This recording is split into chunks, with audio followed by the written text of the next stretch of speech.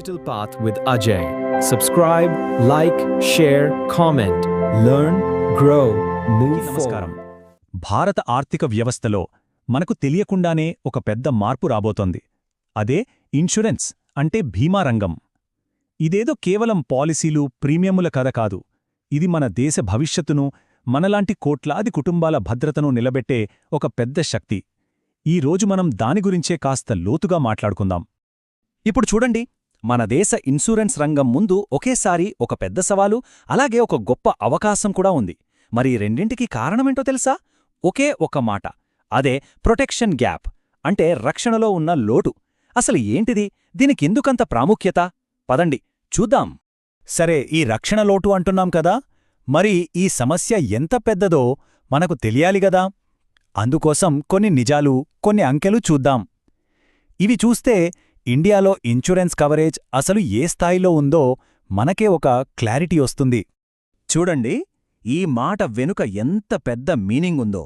Insurance అంటే ఏదో అనుకోనిది జరిగినప్పుడు డబ్బులొస్తాయి అనడం మాత్రమే కాదు, అంతకు మించి అదొక ధైర్యం, ఒక ఫ్యామిలీ కష్టకాలంలో కూలిపోకుండా నిలబెట్టే ఒక భరోసా. నిజం చెప్పాలంటే ఇదొక సోషల్ సెక్యూరిటీ నెట్ లాంటిది. ఇక్కడ ఈ చార్ట్ చూడండి, తేడా మీకే స్పష్టంగా కనిపిస్తుంది. గ్లోబల్ యావరేజ్ 7.2% ఉంటే మన దేశంలో ఇన్సూరెన్స్ పెనిట్రేషన్ జస్ట్ 3.7%. అంటే సరిగ్గా సగమనమాట. ఫైనాన్షియల్ ప్రొటెక్షన్ విషయంలో మనం ప్రపంచంతో పోలిస్తే ఎంత వెనుకబడి ఉన్నామో అర్థం చేసుకోవచ్చు. సో మన ముందున్న ఛాలెంజ్ ఎంత పెద్దదో ఈ ఒక్క నంబర్ చాలు చెప్పడానికి. నిజానికి ఈ గ్యాప్ చూస్తే కొంచెం కంగారుగా అనిపించొచ్చు, కానీ దీన్నే మనం మరోలా కూడా చూడొచ్చు. అదేంటంటే ఇది ఒక భారీ అవకాశాన్ని మన ముందు ఉంచుతోంది. ఒక్కసారి ఆలోచించండి, ఈ గ్యాప్ను మనం ఫిల్ చేయగలిగితే మన ఇన్సూరెన్స్ సెక్టార్ ఎంత పెద్దగా ఎదుగుతుందో. సరే, ఇంకో నంబర్ చూద్దాం. మన దేశంలో ప్రతి 5గురిలో కేవలం 2కి మాత్రమే హెల్త్ ఇన్సూరెన్స్ ఉంది. అంటే దాని అర్థమేంటి? అనుకోకుండా ఏదైనా హాస్పిటల్ ఖర్చు వస్తే మిగిలిన 3 తమ దాచుకున్న డబ్బులన్నీ వాడేయాలి లేదా అప్పులు చేయాలి. సో ఇక్కడ విషయమేంటంటే ఇది దేశ సమస్య మాత్రమే కాదు, ప్రతి ఇంటి సమస్య కూడా. మరి ఇంత పెద్ద ప్రొటెక్షన్ గ్యాప్ని పూరించడమంటే మాటలు కాదుగదా. దానికి ఒక స్ట్రాంగ్ ప్లాన్ ఉండాలి. ఆ ప్లాన్ని గ్రౌండ్ లెవెల్లో అమలు చేయగల పవర్ఫుల్ సంస్థలుండాలి. మరి ఈ పెద్ద మిషన్లో మెయిన్ రోల్ ప్లే చేస్తున్న ఆ ప్లేయర్స్ ఎవరో ఇప్పుడు చూసేద్దాం.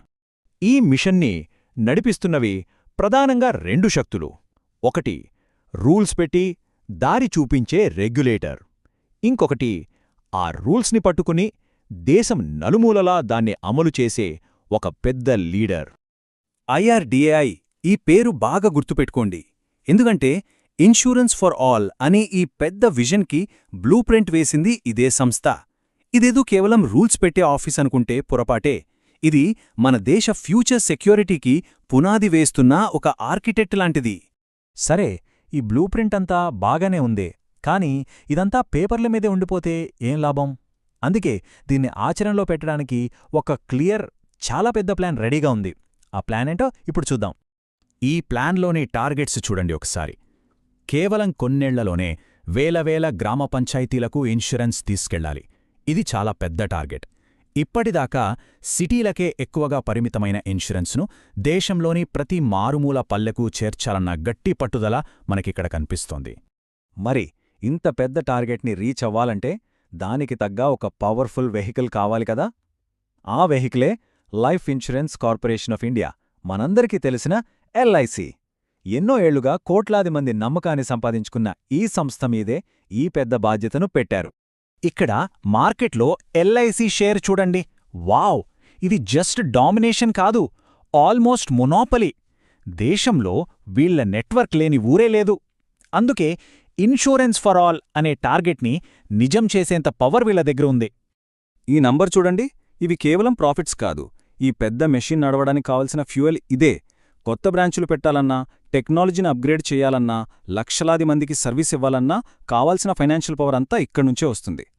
సరే, ఈ పెద్ద పెద్ద ప్లాన్సు, 1000 కోట్లు ఇవన్నీ బానే ఉన్నాయి, కానీ చివరికొక కామన్ ఫ్యామిలీకి ఇదంతా ఎలా హెల్ప్ అవుతుంది? అసలు ఈ పెద్ద సిస్టంలో ఆ హ్యూమన్ టచ్ అనేది ఎక్కడుంది? అక్కడే మనకు AAO అంటే అసిస్టెంట్ అడ్మినిస్ట్రేటివ్ ఆఫీసర్ల పాత్ర కనిపిస్తుంది.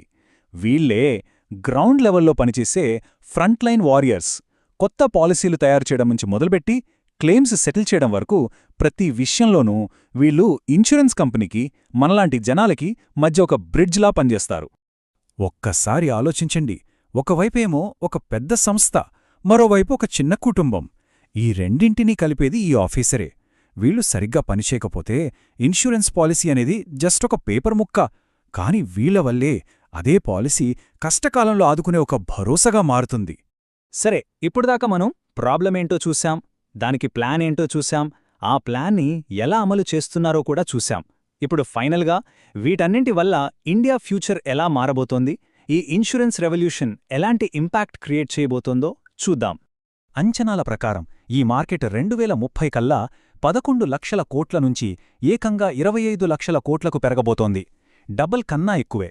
మరోవైపు జనాల ఆదాయాలు పెరుగుతున్నాయి, డిజిటల్ టెక్నాలజీ వాడకం కూడా ఎక్కువైంది. ఇవన్నీ ఈ గ్రోత్కి ఇంకా బూస్ట్ ఇస్తున్నాయి.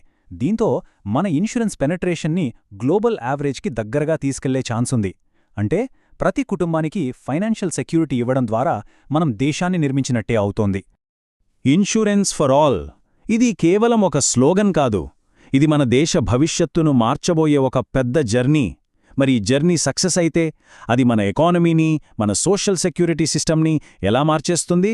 బహుశా రాబోయే 10 ఏళ్లలో మనం చూడబోయే అతిపెద్ద మార్పు ఇదే కావచ్చేమో. దీనిపై మీ అభిప్రాయమేంటి?